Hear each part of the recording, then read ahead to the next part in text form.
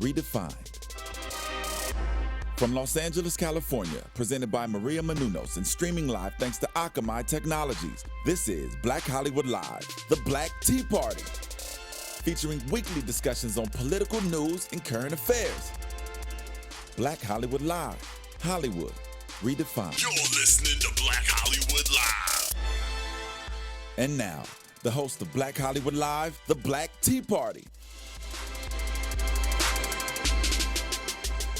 I don't hear our song. I don't hear it. No, we're not jamming today. Yes. Oh, it's probably because Rome's gone. We haven't been jamming. Okay, everyone. Thank you so much for joining us. Oh, there we go. Alexis, she's so amazing. We got our beginning music.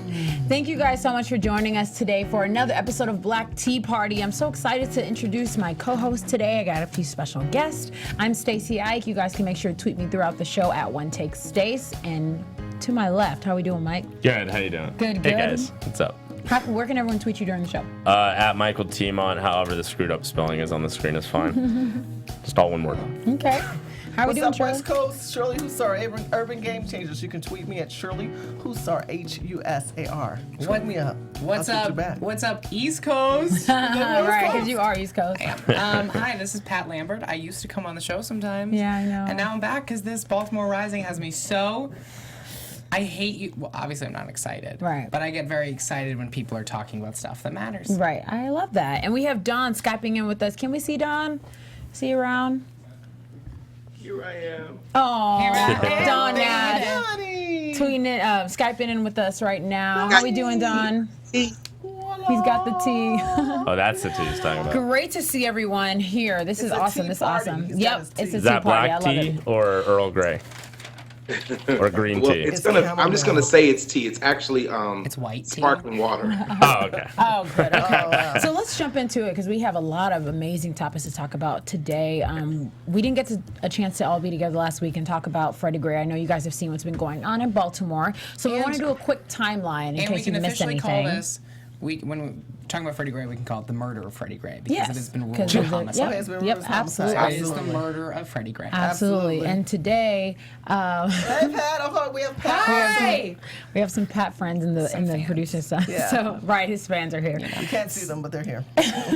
So today, Baltimore State Attorney Marilyn Mosby did declare his death a homicide and charge 6 of the officers that were involved.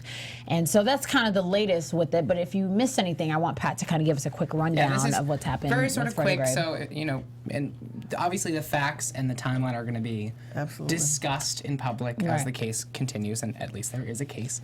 But on April 12th, Freddie Gray was spotted by police officers. Mm-hmm. He began to run away from the police officers down a certain street in Baltimore. They essentially caught up with him, detained him, put him to the ground. He complained that he couldn't breathe and that they essentially cuffed him behind, but then they also had their knees on his back to restrain him, or so they say. Local residents filmed the altercation. He said that he couldn't breathe. They waited for more officers to come as backup. During that time, he kept sort of insisting, I can't breathe, you're stepping on me. He was put into the back of a police van, which is a larger van. Way too large sort of for like one person, A but- tank. And we know he went in able to breathe and able to speak. And when he came out, essentially they made the car made 2 stops on its way to the prison or jail. One was to pick up another person, and one was for a quick check. When he was checked on for the first time, he was laying in the back of the van, unable to communicate. But the other police officer who was there to essentially, it was their job to check on him, they spoke to the back of his head that we didn't communicate back. So at that time, we'll see that they should have done something. That would have been the moment to intervene. They'd also put on leg shackles. The arresting officers say that It looked like he had a broken leg. Yes, the arresting officers say that he was irate, that he was angry, that he yelled, but they also did say that he claimed that he asked for an inhaler and he complained about his breathing. When he went essentially unconscious, he arrived at the jail, was unconscious and wasn't able to communicate. He was dragged during the second stop where they picked up another person who was suspect. arrested. They say that there's it's essentially it's a tank where it's split in half. Right. he was dragged. There's video of him being dragged in physically, so it's very clear that he is not capable of moving at the time. And then when he showed up on site, he had a neck injury that essentially put him into a coma, and he died. 80% severed, they said, his spine was. Unbelievable. 80%. And You know how much force that is? Yeah. Especially just His physical vocal cord force. and his vocal box was also crushed. Yep. So we have to understand that obviously, and with the medical officer determined that it was a homicide, that there was some sort of act that, and what we're going to see in the case is the debate of the timeline, who should have done what. Right. It took 42 minutes for them to call a medic to seek attention, and the mayor of Baltimore came forward saying that is clearly too long, that he was that brutality was part of it, and also negligence. So those are some of the indictments against the 6 arresting officers. It's also shown that they are putting into the case that there was essentially the arrest was illegal because they didn't have any probable cause, other than the fact that he ran from. He said he looked at him weird, and that was what the the exchange began with the police. I look at them weird. I look at them weird. Yeah, everyone looks at every cop. I'm white and I look at cops weird. Yeah.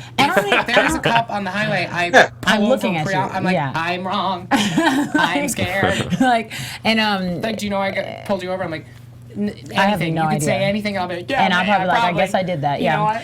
And I got a chance to finally see the interview with the other suspect that was in the car, and just, I don't know if you guys got a chance to see it or not, but I just saw it this morning, and he said that he heard banging. It was about 4 or 5 seconds of banging in the car. He wasn't really sure what it is or what it was, and now he was like, well, now that I see what happened, now I know what it was, but at the time I wasn't really sure, but he heard struggle for about 5 seconds. So, he couldn't see him. The interesting thing, Stacy, that really really troubles me is at the very beginning. He was arrested, or they pursued him because of a look. Right. He was. Yeah.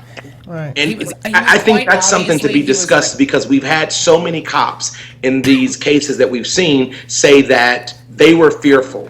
Right. You got to wonder whether or not he looked out of fear and he ran out of fear, because to this day I haven't heard of anything that's on this man that warranted that pursuit. Right. And obviously there was They probable brought cause. up he has some sort of former rap sheet, but at the same time, the exchange began His rap with, sheet doesn't matter. the And they exchange didn't know began that with when the they look. started doing that. The exchange began with a look. He ran. Do they have some probable cause to follow someone who's running away from them? That's true. It sort of...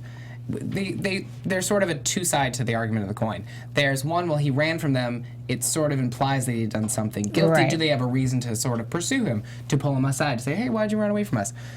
Was it treated fairly? Was he arrested? Was there any probable cause for his arrest? No. Yeah, but on the other side, was he running because he is afraid of the police? That's exactly Whether what he it was, is. and it talks to obviously the larger tropes and stereotypes that black people are perceived as guilty before any probable cause can be presented. If you're a young black kid at this point and you see a cop look at you weird, you better run. That's what I would do if I was an 18-year-old kid. If I was a 17-year-old kid, I would freaking hightail out of there. If a cop looked at me weird, I'd be like, "Oh, what's going on?" I'm out of there. But that's the point that we have to consider too. That the police.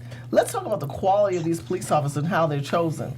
Because some of these people really do not. You can have a qualify GED to and be a cop. So it tells us at different levels. You can also have a doctorate. Okay, we're gonna talk doctorate. Doctorate are called detectives. They're not cops. They're not street cops. Let's start there. Okay, but the same thing, I don't Detectives are think- totally different than cops. And cops, the street cops that are walking today, I know people who went to college for 2 years to screw around because they knew, well, I have to be 20. In Vegas, the rule was pretty much you had to be 20 without a special program to become a cop. So they were buying time. They graduated high school. They had no real pursuit of higher education. Those are the quality people we're putting in our police department. This is my I only think problem it's with another the right to have a gun to govern the community. I mean, look at the Now empowerment let's that we give talk people. about. If we're talking about the ability to have a gun, Second Amendment laws in this country, you can get away with essentially knowing No, nothing. I'm You talking don't about have a gun. someone that has. Yeah, But I don't But we're wanna- issuing a gun. I don't want to let us uncheck. I don't wanna get off topic, No, 'cause- I understand. I just want to make my point clear.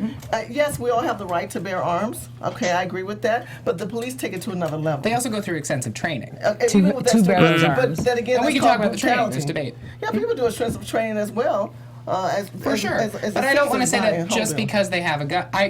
I believe that there's absolutely a militarization of the police that's happening in America that misappropriates and creates a culture of abuse. I think we all can see that over every city. What happened in Ferguson, what happened in Baltimore.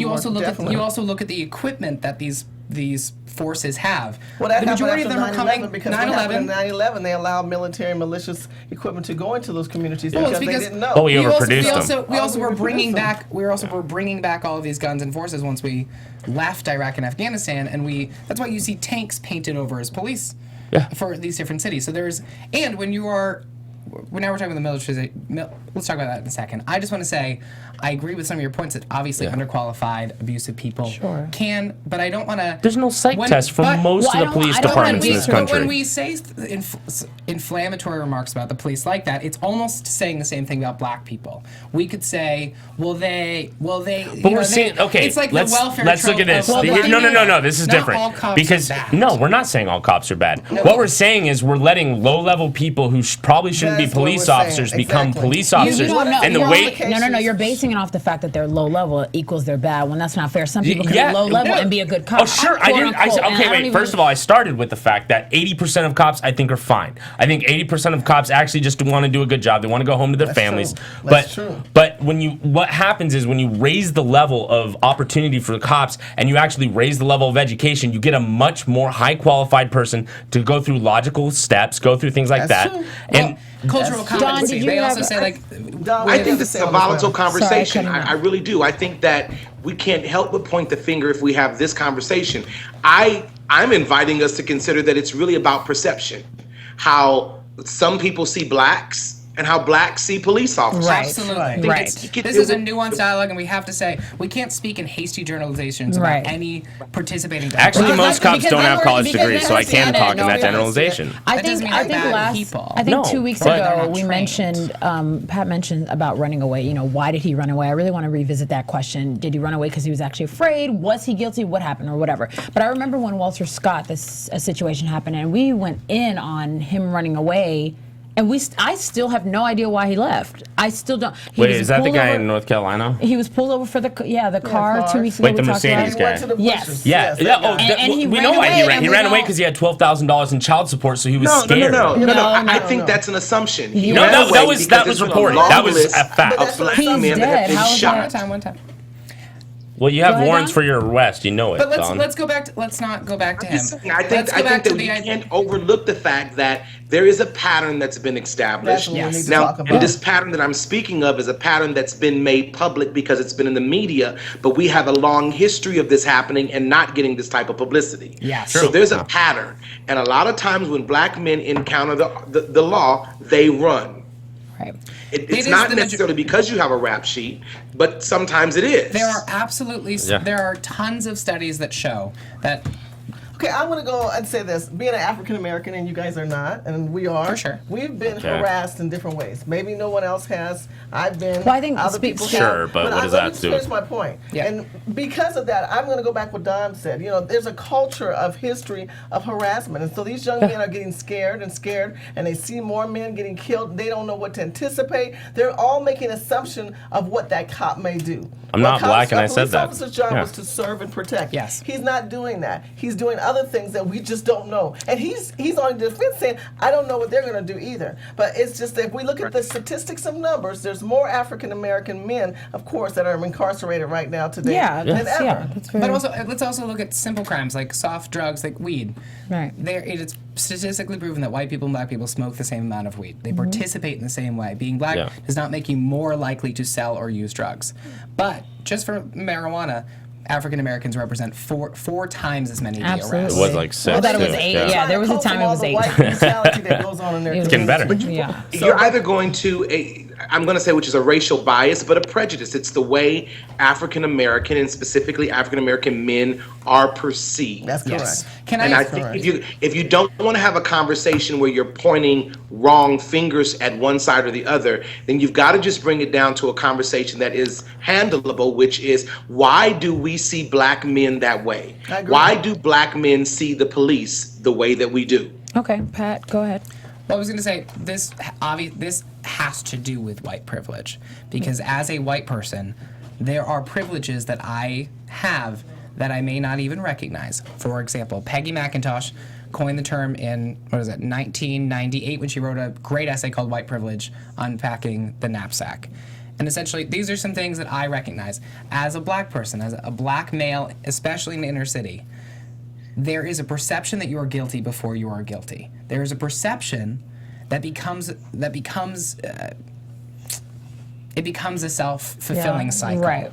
That black people are being arrested because they're being perceived as guilty. There is an expectation that they are guilty, so more people are participating in bad behaviors, illegal activity. Freddie Gray was racially profiled when he was. Racial profiling has to happen unless he had. Unless they knew who they were looking for. This is what's going to happen in the case. They weren't looking for him. Something happened in a simple, nonverbal communication that communicated a power structure. Yeah. Did they have some intent to follow him when he ran? No. Well, how do you know? No, that we need to stop saying police can just follow someone because they ran. Did they have intent?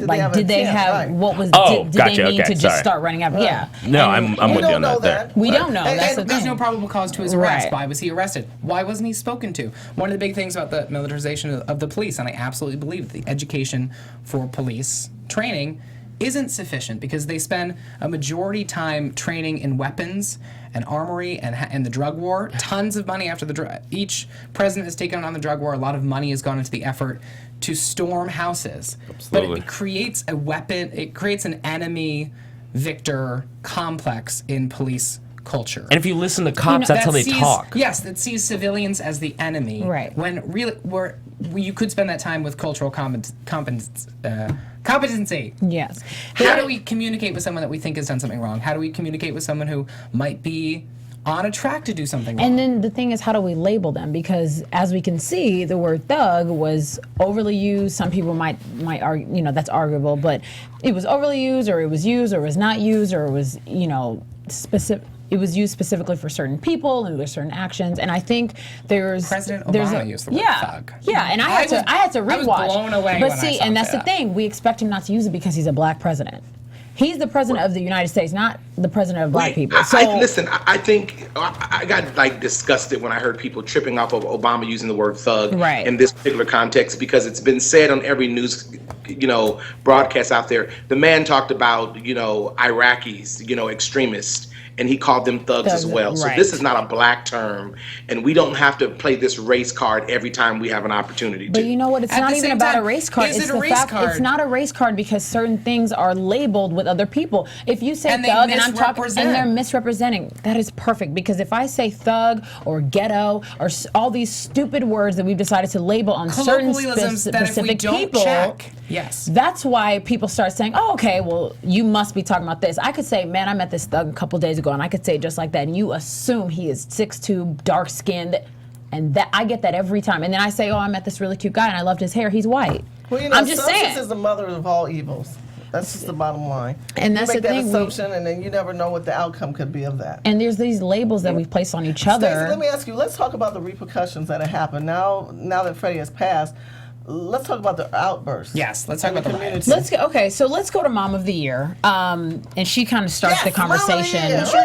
I have Mom of the Years in quotation marks in terms of I'm just like how I'm people the only have. mom at the table, so I can talk on that one. Well, People without kids have opinions about things and they're okay. only child. Doesn't make I'm you like, wrong. I have a mommy. I have a mommy. My so mom would be doing the same thing. you know what? Yeah. Yes. Pat, speak on that. Go ahead and talk a little bit about your experience and what you mom- saw with tell us the. your mom experience. When I say something on Facebook that she thinks is inflammatory towards someone, she calls me and she's like, "You don't do that." There is Mom of the Year. It's hard to talk about this without saying the riots and the protests. Sure. Because there were 6 days of peaceful protests before really riots. That's a good point. Right. Yeah. Very And good point. are people naturally opportunistic? And when you're in chaos, do you participate in chaos? Honestly, everyone does. It's Yes. a proven fact about human behavior that there obviously no right and wrong. Not saying like, oh, if it happened right now, I'd steal a TV. Right. But everyone is tempted. Everyone participates. There are absolutely people who took advantage of what was happening for their own fun. Right. Well, this all comes down to, the media goes down to it bleeds, it leads. There was 6 days But it of was protest. bleeding, No, right. but it was an escalation. And at a certain point, even Harry Reid, those guys acknowledged it, where they go, Donald Rumsfeld said it today. There's a point where people break. There's a point, it happened All throughout, name a time in history, there was a revolution. French Revolution, Russian Revolution, Industrial. All those things had to do with people getting fed up to the point when you have nothing left to lose. All of a sudden, you don't care, and you just want people to hurt. We said this during Ferguson, guys. I have nothing to lose. I argued with someone. I'm repeating. If I burn down I have nothing One to person lose. at a time, you guys. Yes, But I have nothing to lose. I had an argument with someone this week because, it isn't great to obviously burn down people's businesses in your community who are not part of the problem. Right. And it's out of reaction. But at the same time, peaceful and non-peaceful protests are both integral and big parts of any major movement. I'm not saying it's right, by the way. I'm saying decision that was made. It's going to happen. And the decision that was made. It's going to happen. And there is a point that you can condone the fact that it happens. Not condone the behavior, but, for example, I am a gay person, lots of gay people on my Facebook. I'm seeing a lot of them being irate, having opinions about the riots. And I'm thinking, well, your movement, the way that you're treated more fairly now than yesterday is because of the Stonewall riots, where we had plenty of peaceful protests, and then all of a sudden we lost our shit. Right. And we had a violent protest, and it got us media attention, and it began the ball rolling. This is not the first time this year that riots have burst throughout entire cities. This is the first time I've seen it happen, and 6 officers finally got arrested. This is a revolutionary year. It is for this type of... For also civil rights in general. The gay rights movement, trans rights movement, any minority movement really cannot exist But you can't compare without the the civil rights with the civil rights. No, I'm saying my movement. There's absolutely comparison. No, there's not. I totally disagree with that. Your struggle is not the same as black struggle. No, not arguing that at all. So it's not even. I'm saying without your suffrage, my movement couldn't have started. Without women's rights, civil rights couldn't be where it was. Without civil rights, without the movement of the gay rights, that's a whole other trans conversation. rights. Minority statuses of any class work together in their civil rights movements. This is a revolutionary year across all bases. I think it's really interesting. Am I hearing Pat correctly that he's saying that the non-peaceful riot is a necessary evil? Sometimes, absolutely it is. Because if you go with her, and I wouldn't even say the mom her reaction. I think we all know about the mom who saw her son let's get to that. Saw her son writing and throwing stones at the police officers, along with a couple other guys wearing masks and all black. Young teenage guy. I think he was 6. Oh, he was 15. 15 I thought he or was 16. 16, okay. one of the two. So one of those, and she saw him. They made eye contact. She said that there was something about his jeans that really got her to realize that was her son. She saw the eyes too. Yeah. And then they made eye contact, and she lost her. And she had told him earlier that day, you are not going to be here. Yep. You can go, and she said she's been put on the media. She said if he wanted to go to the funeral, he had every right to go to the funeral. The protests were getting violent and did not want him to participate. And she had told him that beforehand. And she had 6 children, and that is her only son. So I can imagine being that's your only son, and then you all go crazy. Right. So she saw him in the audience, or not the audience, but she saw him outside. She saw him participating in the riot. Saw him throwing a rock. And she saw him specifically throwing a rock. Right. And she lost her shit. She decided to, reprimand him in the way that she felt the most comfortable. Corporally, yes. Well, most mothers would do I'm that. sure she also had other ways that she would be more comfortable, but I think that I don't think she was thinking about being filmed. Yes. I don't think she says, "Oh, of course, filmed. yeah, I of think course. she just reacted as a mother. Oh my God, she was pissed. She was scared.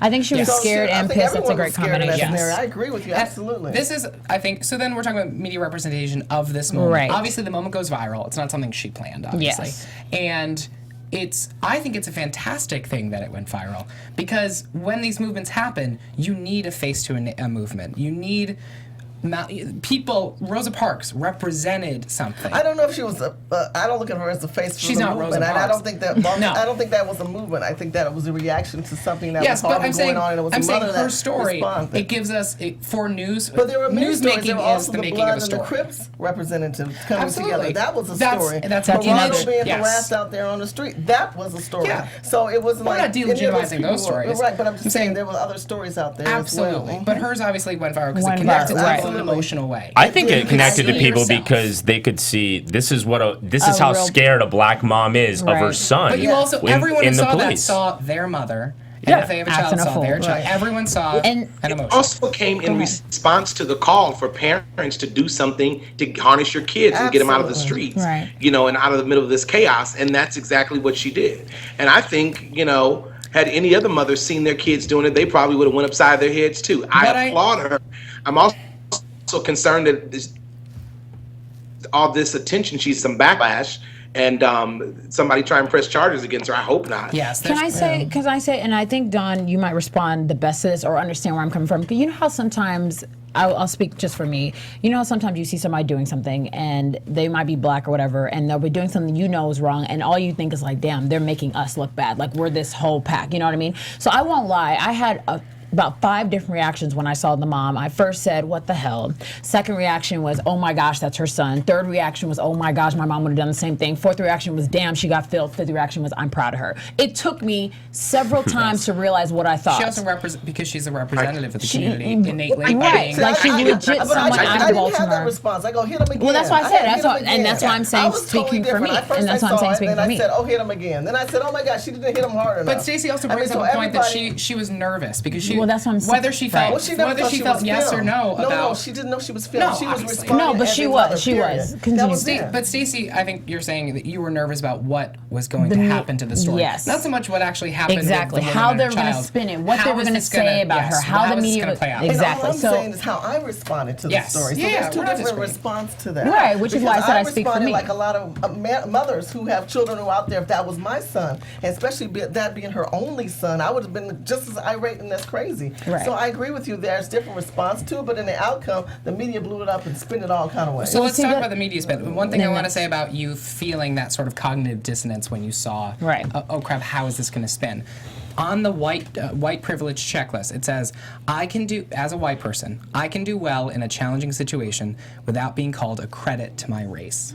Yep. It's very interesting when you see this and you see this woman, you think, oh God, people might spin this like she's a bad person, and it's going to do bad for our race. As a white person, when I do something good, I don't have to say I've done it for my race. And that is part of white privilege. And it's part of this I kind of identify with Stacy, maybe point 1 and point 2, that she made about her experience, because when I saw her do this, I thought, oh my goodness, another stereotype. This is exactly what they want. That's what I thought. Yeah. Because you see the angry mammy conversation happening. Yeah, I know. So if I can weigh in on, Washington Post put out a really fantastic, interesting op-ed about why are we applauding the beating of a black child. And it wasn't actually, she wasn't really taking the mother to court with her son. I think categorically most people think the mom reacted emotionally and she had a right and it was sort of the right thing to do. Right. I really think the majority of people are like cool with that. It's the spin of it. We're lauding this woman. Thank you for taking your son off the streets. But it also diverts the conversation. We're so happy, obviously, that this mother has stepped in. We're applauding her for stopping her son from getting in danger. But then we're not saying, how sad is it? How unfair is it? How unjust is it that a mother in this situation has to be that scared and that desperate to have to beat her kid so the white majority doesn't? How is it that she is so scared? How do you know that white people don't beat their children? No, he's saying Same the police. Washington Post also put out a really fantastic op-ed about the history of, for example, there's a story in 1823 or whatever it is, where a young black son stole from a carriage in the South, and he stole a piece of bread. And they told his mother, and his mother beat him in public. And then she went on to essentially beat him to the applause of the crowd, saying, "How dare you steal as a sort of performance for white America." And the Washington Post article sort of argues this history of, there was also a father a few weeks ago who beat his child with a belt, very intensely, so that his child wouldn't end up in a gang, because the child was about to enlist in a gang, only for a few months later the gang to kill that child. How sad is it and unfair is it that we applaud that anyone has to beat their child to keep them safe? Was she beating her child? No. Was the kid walking away with bruises and couldn't walk? No. But the conversation of, there's a more nuanced conversation to how sad and unfair and unjust is it that a mom feels that unsafe for her child. I think in a community plagued by I think that's a really interesting point, and I think it's a very it might be a little, how do you say, it spans across more than just a black woman being upset. I think I think we can fairly say that if your mom, or maybe your mom, was there and you were doing the same thing, would she have beat your ass? Do you think? If I was throwing rocks, yes. If I was protesting, no. Okay. Would my mom have the same fears for me because I'm a white kid out there? Okay. No. Okay. My mom would not be as afraid of my participation because I am white. My mom would, but she's irrational, so that's a totally different subject. But also, my whiteness would keep me safer than other people in those situations. Right. No, Don, right. do you have anything Yeah. to weigh in on? You Is know, that your fair? father. No. It's not fair, and I wanted to kind of see what you guys would think as your mom doing it. But Don, what do you think? I think that when you walk in black shoes, you have fears for the safety of your children. And I remember when I saw them beat Rodney King in the middle of the street, and I thought, I would rather beat my kid than have you beat them. Yes. So if there's Interesting. a lesson to be Interesting. Wow, learned, wow. let me beat them so that if I beat you, you know I'm beating you out of love, and I'm Yes. going Right. to I make up will with you. beat If you they to beat you, protect they'll you from probably white crash, America you know, Right. smash your vocal box. There's an interesting article that I also read about this conversation where, and it's prominent black writer, author that she does, the New York Times, the New Yorker, all these things. And she was saying that a lot of black families, and I can't speak to it obviously, do have the talk, which is ways to behave in white society so as not to be profiled or to be presumed guilty. Yeah. When you go into stores, don't do this, X, Y, Z. Did you ever have, with your family, with your friends, were you ever given a talk of that sort? Hey, just so you know, Right. you are black and you're in a white society. Well, I was never given that conversation, but I have given it. wow. Yeah. You know, and I think it is probably one of the most deserving conversations I've ever had with my children, because I think that it snuffs them of their authenticity to be who they Who the hell are. they Absolutely. are. Oh my gosh. You're telling them to have that they You might know, need to behave a extra certain cautious. way and extra cautious because they're probably not as safe as other people. Right. You know, I think- cautious is one thing, but to behave a certain way is something that many of us have succumbed to. Yeah. You know, and here I am, you know, I'm in my 40s, you know, and I'm a black man. I'm relatively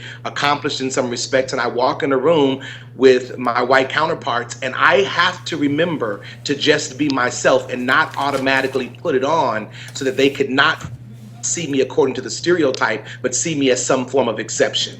You know what's so interesting about that? I said this when we probably about 6 months into the show, that I had never talked about race to this extent in my whole life. And I've college, you know, college was probably the first time I talked about it that much. I never got the talk, and I would say, one, I'm Nigerian. Second, I'm a female. I'm sure my brother would have a totally different perspective, and I'm sure my 8-year-old brother is going to have a way different perspective than my brother who's 21 now. And I didn't get a lot of the talk necessarily, but there was a point that I did get the, you know, make sure you're studying harder talk. It wasn't necessarily be cautious or making movements. It was make sure your education is like on point. And I remember feeling within the past probably year that I've lived in LA that I got really lucky with the way I speak, the way I walk, the way I dress, the way I act, because I look and act differently than another black woman that sometimes I'm not that I'm not comfortable around, but sometimes I have the same, oh my gosh, what the hell, girl, you're going to make us look like this reaction. That's not fair. I don't know where she's raised, who she is. I don't know her from Adam, yet she has a different dialect than I do. Is there anything wrong to the dialect? And that's nothing. There's nothing wrong with it. But her and I can walk into a room, and I promise you, there will be a different reaction to me, and I've seen it. There's nothing wrong with this, Stacy. There's nothing wrong with it, but in a broader context, it's a problem. It doesn't work. It's a huge problem because white America might not give her the chance. So, and I think for me, when I said in the beginning that this sort of stuff excites me, the reason I wanted to come in this week is obviously I'm not excited about the death of Freddie Gray. This is awful. The fact that I was crying all day last week. The amount of police brutality videos that are coming out. One is fantastic that a vigilante force is coming out so strongly. But it is exciting for us to be engaged in intelligent conversations about race. Hopefully everyone's having a sort of culturally sensitive conversation. Right. But when we talk about white privilege and white people understand, because what is the point of the protest? Obviously, it's to address issues that relate to class, politics, money, police education. But a lot of it is about how are black people treated differently in our culture. My problem, white though, people shrink away from the conversation because it makes us uncomfortable. Because does. innately we know that we have privilege in some degree, and we feel bad about it. At the same time, a lot of white people don't want it to change. They don't want to be less privileged. So when they're Well, called yeah, out, I was going to That's have to a give you very- some Well, you have resistance. to you have to recognize you have privilege first in order resistance on we to feel say bad about that it. Me there's an speaking unfair for the white thing. community, because I think that there's a lot that don't. But I also recognize that there are a lot of white people that have a racial bias and are not aware of that Absolutely. bias. For example, You know? That's a good point, Don. Can I give you one? I was in a debate with someone on Facebook that was just filling my The days. Facebook debates, I can't do it, but go ahead, Pat, because I'm gonna get upset. I can tell. Love them. There is nothing They more exciting to me really than a get good on my debate. nerves. What makes me sad is that most of the time, like, people are just there to try to be smart and not really listen. I'm happy to be wrong in a debate because I walk away with something. But there was someone who was debating with me who was saying, like, the people rioting or whatever, they should just go get jobs. These were some quotes that I pulled from the argument, if I can, that play up to black stereotypes and tropes that Don, 1 second, let him go. subliminal racism. Trust me, I'm excited too. There's nothing preventing black people from succeeding in today's society. My parents worked hard and gave me a good education so that I could have a good life, not because I'm white. There's Bless their hearts. other than like thinking there's nothing preventing. Let's look at my parents worked hard. That is a very big argument that a lot of white people present to say, well, you know, there is equal access. My parents worked hard, so why can't you? It plays up to the welfare queen that was first introduced in Reagan running in 86 or was it 76 when he was trying to present against welfare, saying, like they're doing to this hero mom, they're saying she has 6 children. They're sort of playing her as someone taking advantage of a system, when in reality, black people do not represent the majority of people on welfare. And fraud and people taking advantage of the system is not a majority problem. Right. It's like arguing when, oh God, what's Perry? What's his name in Texas? Rick Perry. Rick Perry is arguing for voter registration, which is a funny political spin of saying, how can we get the disenfranchised and marginalized who don't have licenses because they may not have the money, they might not have the access to, but who have a right to vote? How can we get them not to be able to vote? Right. How do we give find them another more, way? discredit them? Yes, how do we find them to vote them out? Yeah. And we talked about this last week, remember, Don, when we were talking about the conservative versus the Democratic argument, where the Democrats assume they already got your vote, so they don't cater to you. The conservatives think they're never going to get your vote, so they don't cater to you, so then no one caters to you. No one caters to you. And you don't even know. Well, that's what's also interesting about watching this media spin and the way that this is being played out is you look at fear-mongering and you look at cultural competency. You look at how are people spinning this to excite their base, their voter base. I think we're more seeing how the media can try and make more money off of it with the way they're covering it. Like, they even waited till, and you know what? I didn't think they were going to cancel the White House Correspondents' Dinner, but for CNN not to go to the riots as they're breaking news, and they're sitting and talking about the White House Correspondents', like, how distant are they from what we want to see? What we want is news. They're sitting there in bow ties talking about jokes being told, and then every so often being like, oh, and by the way, in Baltimore, there's a hashtag here, and reporting that way. Yeah. Well, that's the thing. You already said it. I'm so sorry to interrupt, but you already said it bleeds, it leads. So we waited 6 days because we had to make sure that it was what we needed to fly in for. We needed to send the right reporters. And, you know, and I tweeted And when the this, first fire started, honestly, there is a story to the fire. Well, yeah. I think it's Like, it all did just- President Obama respond? He didn't even respond to this issue. He was addressed a question. The thing is Obama supposed to respond every damn time? Like, when you have your country uplifting in the manner that it did, that's why blacks don't support him anymore. I'm not saying that he shouldn't support. I'm not saying he shouldn't. I don't think we can say blacks don't support. You can't say all black people don't support I didn't Obama. say all. I said blacks. I didn't say all. That there is a Approval ratings really high right now. He did not respond in a timely manner. This regarding man this is case. the president of the United States, and I get so frazzled by this conversation because I think that I put this thing up that said all life matters because I'm so burnt with the idea that black lives matter, because I think that the real conversation is how can we all get along, like Rodney King So said. he shouldn't You know, address this matter in the we manner. No, gotta it's a begin to state have a issue. broader conversation. It's a state He issue. is a black Wait, let him man, finish. the first black president. I am extremely happy about that. But he is not the black people's president. I would agree He's with you not, 110% and that's what on I'm- that. That's I'm- not what I'm saying. You're just chanting what I'm saying. What I'm saying is that he did not respond in a timely manner concerned, I felt that he should have. Instead, he was asked a question about it, and he addressed it for 15 minutes. As a matter of fact, the press made it a big issue that he only addressed it for 15 minutes. Yes. And when it erupted, he should have known that people were going to be very upset, and he could have addressed it at another time frame. He did the other one faster. He did Ferguson faster. This is what I'm No, he saying. didn't do Ferguson faster. That's one of the now, issues. and now we're looking at him and criticizing him. There are many things this man has chosen to not say anything about What's the until a Armenian certain point in genocide? time. I also heard in the all the media blitz that people thought he should have gone to Baltimore and been there on the grounds. And he's on the other side saying, I can't go there because it's going to take away from the resources. Because when I go there, they have to bring all these security guards and private this and private that just to allow me to walk the street. Well, and part of it was because I think people are unfairly criticizing Obama, unlike there were disasters, like Bush didn't go down to Katrina right away, and he shouldn't, because that's a state issue, and that needs to be controlled before they really address it as a way of chain of command between the governor and the mayor. This is the issue. No. Well, we can address this in legislation. These are state issues. There are many states. Every time we look up, there's erupting or riots. I've never seen so many riots in my entire life of living. And now we live in an era of and we're in a new civil war. This is a civil war that's going on, and it needs to be addressed. And the President Obama jumps in at the end like he's the aftermath of this issue. But he should. And people are very upset with that. Then they don't know protocol and they don't know how it should go. Reagan did the same thing when things happened in Maryland. But we're not addressing the fact that we continue to have a tribal conversation.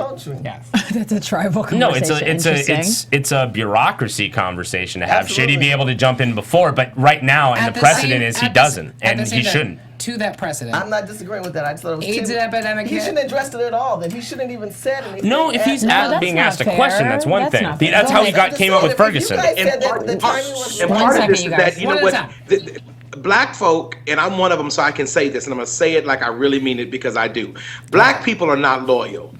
Black people will turn on black people really quick. Damn, Don. Oh, it's not Michael Teemant. Wait, go ahead. I'm amazed to see how quick black people have turned on President Obama. I was amazed to see how some of the black broadcast journalists turned on the mayor in Baltimore. I just have sat there and said, I have never seen people criticize their own people that we're trying to push and encourage to succeed. Can I address that? No, can I address that? Keep going to Pat. I would like to be on to me. No, I know. I just wanted him to finish his talk. Hey, Pat's pivoting you to Shirley. Pat's tossing the ball. I point across. Go you guys ahead. keep talking about everyone, how you're surprised that everyone has turned against President Obama. I think what people have to understand is that he was elected, and in their minds, they thought they were electing him because he was a black president. They thought that. Then they came to reality and understand he's the president of the United States. Right. We all said that. Right. Number two, they don't understand how government is ran. That's why I talk about urban game changers. You need to know who the local officials are, who the state people and how they're run. Now, in saying that, we are in a civil war, and I respect what you're saying as far as the president maybe not addressing because that's not really his arena. But what I'm finding is that he is also addressing the era in his presidency of so many riots. This presidency has so many riots. I totally agree with you. I'm not saying since the 60s, and I think this should. Then they're wanting the federal to do something, not respond to the action, but maybe an ongoing investigation of saying, look, we've got this ongoing investigation. You guys know this, and we're trying to do something about it. But he did say that. Well, but here's what happened. Oh, okay, I'm sorry. No, you're fine. What happened was before it got there. First the National Guard was. So there's a level of this has to go before this goes. So National Guard happened when the State Department. Now we saw different in Ferguson where the U.S. Justice Department got involved. Right. But that's because the State Department didn't. And in this case, what happened was the State Department was there and they stepped in, arrested these officers. Right. So we don't need. And also, I mean, it's a checks and balances. We don't want to. That's what I'm saying. That's the judicial system. I also have to say we have to give credit to the newly appointed Attorney General Loretta Lynch. Issued a statement the day that she was sworn into office. Yeah. So people were talking about it. Right. Should the president? I absolutely. All agree I'm saying, I've never seen so many points. riots in any other presidency in my entire life. But I don't think that's because of him. I think it's just coming up right now because this is a thing that's happened over years. It started under Bush, I think. Yes, I don't think I wish anyone's that blaming him. sometimes we could have black family meetings. Yeah, before Bush, I agree. We could say the things that we need to say and not say them in front of white America. I think it would be That's great just- if after that me. you did Why do after we- dinner drinks with white people families, and then we all just mixed it up. You know, it's not Because about there- we have to there are live two here, people who though. got- Like, we all got to live Yes, here together, we you guys. all Like, we are have to roommates. live here together. So at this But point, we do have to live together, but I think that, I don't know, you know how it's like a family discussion. I mean, if I want to say something about President Obama, I'm not going to get up and say it about him in front of the Republican Party. sure, Right. sure. Well, sure. you know what? I think this I'm presidency going to has say failed the something urban as a black communities. man I'm about sorry. President Obama. I don't want to get up and say it about him in front of my white constituents. not? Now, that's not Why a racial not? thing. It's Why just that not? I feel Because like of this man has had a perception. You hard just enough said time that. But- tap dancing One on at a time. razor blade One to at a be president for me to sit up here and then begin to do. That's the same thing that Cornel West has been doing. Yeah, I Interesting. love Cornell, by the Do way. you think Marilyn Mosby's going to He's be? been fighting for the right for a black man to have the opportunity to sit in that house, and when he gets in that house, you begin to throw rocks at his bedroom window. You guys, at But the I- same time, we're not throwing it at his window. He's the office of the president. It's like, for If he example, did throw out his Hillary window, Clinton- though, it would go through because people- Secret Service people wouldn't be are there. arguing, you know, How about sexism you? is as big a deal now I'm that talking Hillary about Clinton. Michael. I'm talking Right. about us and my Until we have multiple Y'all need some women to real choose liquor up from in when they're here. running for president, sexism is not anywhere near done. So we have the right to throw stones at President Barack Obama. if We have the right to think throw he's- stones at any president. Forget the fact that Absolutely. he's black. Forget the fact that But he's I black. think because we're getting shorter on time, But and we don't want to go into I'm too having big a and broad cultural debates. agreement. I'm not a Yes. cultural agreement. I'm having a conversation for black people, people Yes. of color. Right. That's what troubles me. Is representation. At the same time, do I I in this I moment, disagree did with he you, speak Don. I too think that late? black people have the right to have a difference or not agree. I mean, Yeah. I mean, I agree with that, too. I don't To think- your central point, Don is saying that he just spoke wants to have at an that. appropriate time, that there And were steps why taken. does it have to be appropriate time? Well- it wasn't appropriate before. Well, Shirley, if the guy was white, would you do it differently? My question What would is, you do my question differently? is, how many times do we ask the president to speak about everything that's happening every single day, and when do we expect him to do his work? No, when Right. you're in a country where we feel there's When you run a country brink that of a obviously- civil war, yes. we're in civil war right now. I don't know about you again. I'm going to say we have had more riots under this administration than I've had in my lifetime. I have to say, it is No, Kennedy had more riots. I gotta tell you, it is inflammatory to call this a In my civil lifetime. war. Oh, okay. If I My can, bad. There you go. if I can, I There you think, go. I was thinking just. I think, Shirley, my love, I think it's a bit, and you know, obviously you have the right, a little inflammatory to call it a civil war. Do I think it's No, a it's not revolution? inflammatory. You don't live in those urban communities, do you? No, I do. Have you walked those streets? No, Have I- you talked to those people? My Have dad you grew heard up their in- crying? That doesn't mean anything to me. I'm talking about you. Okay, being in the well, village. I'm saying that it's mean not anything? about your Why dad. Why It's is it? about you I'm having a arguing. connection I'm and a arguing that it's a relationship with them. spin for saying it's a And civil I'm war, arguing about these and it's a people want to revolution. feel like this man represents them. They had this Absolutely. feeling. And Well, Don is correct. guys, one it's of not the- right to tag him as Shirley and I. it's not right that, like Don said, it's not right for them to tag him and say, well, he's black, he's supposed to do something. But that's how people perceive. Just like when they lashed out and they broke those buildings and they burnt things down, they responded emotionally. Right. But Yeah. just like you unless- said in Urban Game Changers, just because that's how people perceive it doesn't mean that's protocol. I guess No, what I'm not saying is, it's what I'm protocol, saying but what I'm is, saying, he just said civil rights. He was saying it's No. really fair to call it that. I'm going to say it is. I'm not saying. I'm Because saying it's a revolution of I'm going to people debate your that are political upset rhetoric then, nationally. because there's absolutely a spin. To say it's a war is to say that there's an enemy and that there's a victor. Absolutely, that's how This the is a people feel in the conversation. community. No, that's how They the people feel feel in that the way. community. Yes, They they feel that do. way. But if we call it a war, are we going I to think it's a win? war when you have Well, malicious but material out there. Well, we're like not you a- have, If we malicious see this as a patterns and you- revolution, if we start listening It to is a other, revolution. it is a revolution. revolution. I think that it's more of a revolution than a civil war. I think that I we think are it's on a the brink of revolution. I civil think it's a war. civil I think war. that we are on the brink of things What getting does even civil mean? darker. You have uncivilized situations going. What would you call this? You know, how Are would you like to calling call it this a world? war? What would you like to call this war? I would That is- prefer to I mean, call it the beginning of a revolution. No, I like You're to say spinning it's it a to a war. negative. I think No, you're spinning it that's to a what I'm saying. negative. I'm giving you facts. Well, it No, is a negative, but though. see, I It think is a that's all negative. based Hold on, upon Brandon. the point of view. And Pat, I appreciate your point of view because you're saying it's a revolution because you're looking at it from a different lens than maybe an African American would look at it. It's Absolutely. a war for us. It's a fight, and there is an enemy. That's correct. And that enemy is very I don't think clearly he's understanding identified. that. He's Now, coming that's from not a- my another worldview. point. I He just doesn't understand get that as a I don't cultural not- agreement. I don't that know. there is an Let him enemy finish. here. Go ahead, Don. And what the way you're framing it, I absolutely agree. I think that I am approaching it from a very different. Right. But it can't And- always and- be a and I he's white, approach- you're I'm black saying, point. no, but I think that approach it there's the same absolutely way you- point to that. There's absolutely point to what you're saying. It is a war for you. It is not a war for me. That is. Well, now, I'm not saying that it's not a war for some white Americans. For more people I'm than not black making people. no That's what statement. I'm saying. Like, I don't. But I'm saying is, I think it gets dangerous when we call these things a civil war because it excites a sort of. It plays into the Well, media's it's dangerous for them to story. take tanks on the street. It's exciting. Absolutely. It's just exciting That's- for the other why- party now, that's but it's already been united and I don't even know if excited that's for the possible. African American. Too many people. Shirley's making the point that there's a militarization of the police. I absolutely In agree. urban communities. It And you don't scares think me. that's a war? I guess, you know what? I'm coming around to your point. I want I'm to see coming some around of to them your come in point. your neighborhoods with those type of guns Shirley, and malicious stop, tanks. stop warning Yes. that for me. I'm saying I'm coming around to your point. Coming after you because you have no connection to the No, community on the street. You claim there's not a war. You claim that we're not I'm not a civil claiming war. there's not a war. I'm saying I think it's inflammatory to I call don't it a think it's civil war. inflammatory because I think when you look at Ferguson, I think it's But I just an think why inconvenient can't- truth. I think that sometimes white America didn't want to understand points do you want? that How when many it's dead 4th of people July have and to you guys are come having out before you picnics, it's a war in the inner city. That's right. It's a war every day. That's It's a right. war to keep I our am children wrong. safe. Absolutely. It's a war to keep the drugs away, to keep the gun violence away, and now Amen. it's a war to keep the Preach. police away. Preach. So it's a war.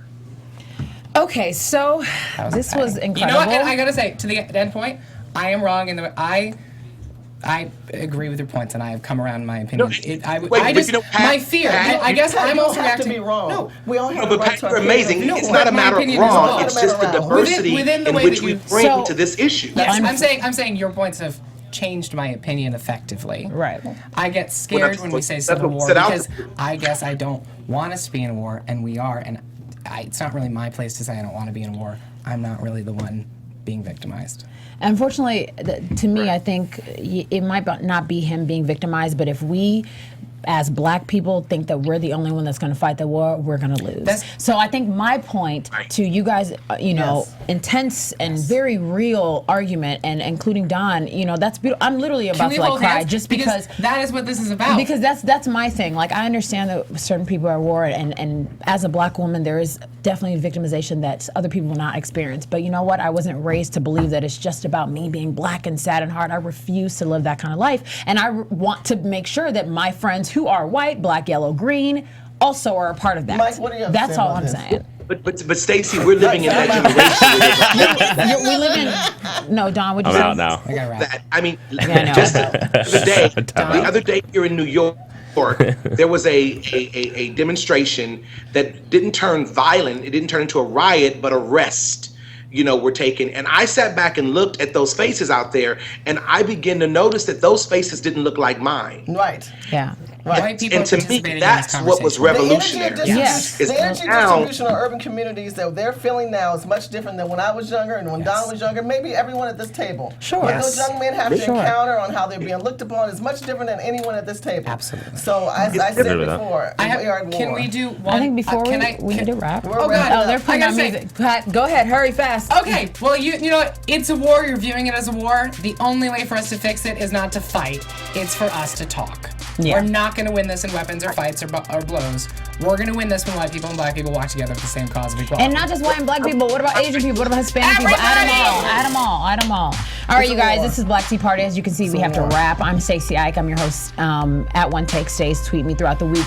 Hopefully we come back next Friday with even more topics. Not sad, but things to just talk about. What about you, Mike? Where can they find you? Teemant.com next Saturday at Infusion Lounge, 10th through the 13th June in Louisville, Kentucky. Awesome. Shirley? Facebook, Twitter, Instagram, Vine, LinkedIn. You can find me on all. I've got a speaking engagement tomorrow, so follow me on Twitter. I'll be tweeting it out. Husar, Shirley Husar on Twitter. Follow me. Awesome, Pat. if you know me, you know me. Oh, he's okay then.